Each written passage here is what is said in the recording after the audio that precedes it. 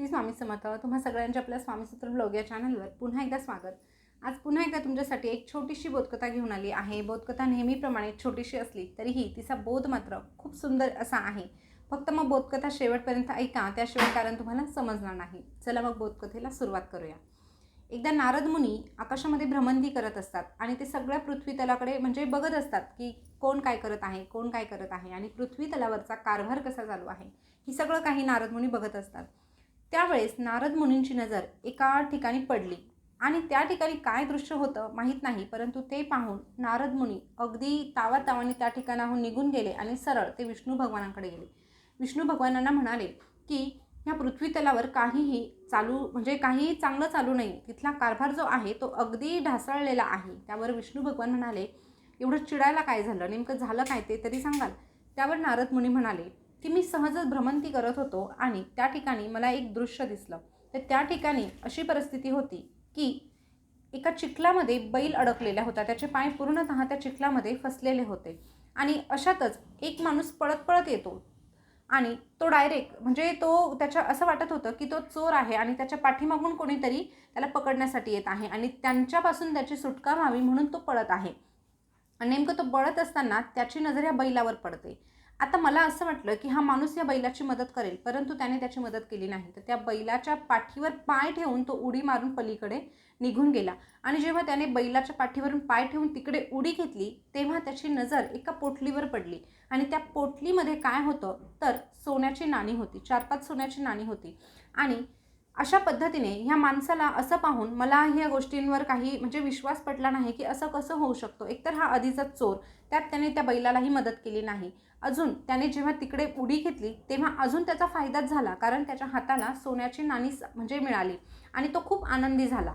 आता एकीकडे दुसरी गोष्ट अशी घडली त्याच ठिकाणी की एक साधा सरळ माणूस होता, त्याची नजर ह्या बैलावर पडली आणि ह्या बैलाला वाचवण्यासाठी तो अतोनात प्रयत्न करत होता.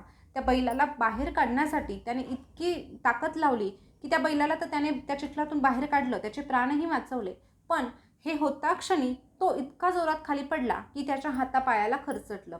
मग असं का झालं असेल हा प्रश्न मला पडला आहे आणि म्हणून मला हा पृथ्वी तलावरचा जो कारभार चालू आहे तो काही पटलेला नाही.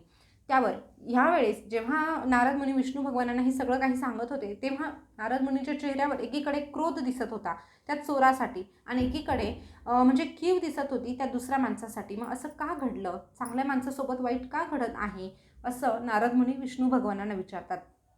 विष्णू भगवान हे सगळं ऐकत असताना देखील खूप शांत बसलेले असतात आणि हे पाहून तर नारद मुनीचं रक्त अजून खवळत होतं. त्यांना असं वाटलं मी एवढं सगळं सांगत आहे आणि तरीही विष्णू भगवानांना काहीही फरक पडत नाही. त्यावर विष्णू भगवान म्हणाले, हे जे काही घडत आहे ते ना मी घडवलं ना तुम्ही घडवलं. हे जे काही घडवलं आहे ते त्यांच्या त्यांच्या कर्मांनुसार घडलं आहे, त्यात आपण काय करणार.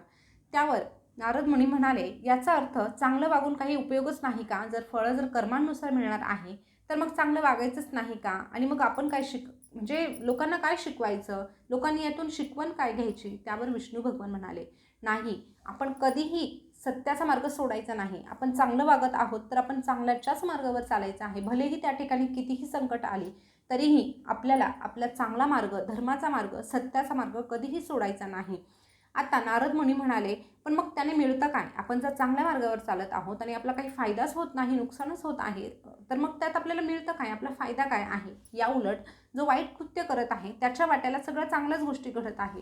त्यावर विष्णू भगवान सांगतात, हे बघा, जो चोर होता ना त्याचा मागचा जो जन्म होता त्या मागच्या जन्मीमध्ये त्याने अशी काही चांगली कर्म केलेली होती की त्या चांगल्या कर्मांमुळे त्याच्या नशिबामध्ये राजयोग लिहिलेला होता आणि त्याचा राजयोग आज चमकणार होता. म्हणजे ज्या ठिकाणी तो पडला ना त्या ठिकाणी त्याला मोठं घबाड मिळणार होतं, खूप काही मिळणार होतं. सोन्याच्या मोहरात सगळं जे रत्न आहे ते सगळे त्याला त्या ठिकाणी मिळणार होते. इतकं मिळणार होतं की त्याने बसून खाल्लं असतं. इतका मोठा राजयोग त्याच्या नशिबात होता.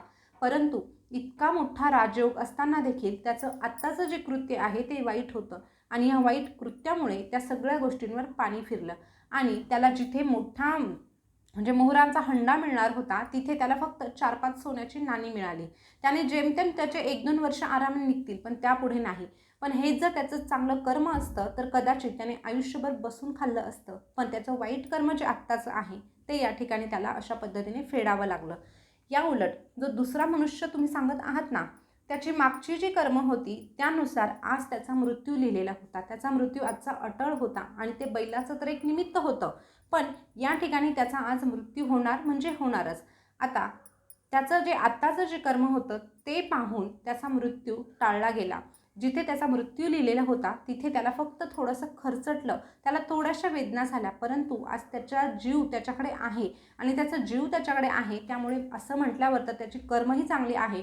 असं म्हटल्यावर तो स्वतः त्याच्या कष्टांनी मोठा राजा होऊ शकतो. राजा होऊ शकतो म्हणजे काय, तर तो पुढे जाऊ शकतो, त्याच्या प्रगतीपथावर जाऊ शकतो आणि हाच एक फरक आहे. आणि जेव्हा विष्णू भगवानांनी त्या नारद मुनींना समजावून सांगितलं तेव्हा नारद मुनींना देखील हे पटलं. तर अशा पद्धतीची ही छोटीशी कथा होती. या कथेतून आपल्याला हेच शिकायचं आहे की बऱ्याचदा आपल्याला असं वाटतं की माझ्या आयुष्यामध्ये वाईट गोष्टी का घडतात, मी नेहमी चांगलं वागतो तरीही मला सुख का अनुभवायला मिळत नाही.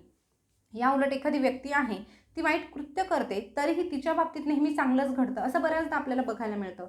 पण या ठिकाणी आपल्याला एकच गोष्ट लक्षात घ्यायची आहे की ज्याला त्याला त्याच्या त्याच्या कर्मांनुसारच फळं भोगावी लागतात. आज आपल्या बाबतीत वाईट घडत आहे तर कदाचित आपली वाईट कर्म असतील, त्याचं फळ अशा पद्धतीने आपल्याला मिळत आहे. या उलट एखाद्या व्यक्तीला जर चांगलं होत असेल तर तिची कर्म चांगली होती म्हणून तिला ते मिळत आहे. पण अशा परिस्थितीमध्येही जर आपण सत्याच्या मार्गावर चाललो, धर्माच्या मार्गावर चाललो आणि नेहमी देवाचं नामस्मरण करत राहिलो तर आपली जी वाईट कर्म आहे ती हळूहळू कमी होत जातात आणि आपल्याला देखील यशाचा मार्ग सापडत असतो. तर स्वामी भक्त हो, ही छोटीशी बोधकथा तुम्हाला कशी वाटली नक्कीच कमेंट करून सांगा. या कथेतून आपल्याला एकच शिकायचं आहे की काहीही हो, परिस्थिती कशीही येवो, वाईट येवो, चांगली येवो, पण ह्या काळामध्ये आपण ज्या सत्याच्या मार्गावर चाललो आहोत तो सोडायचा नाही आणि स्वामींचं बोट सोडायचं नाही.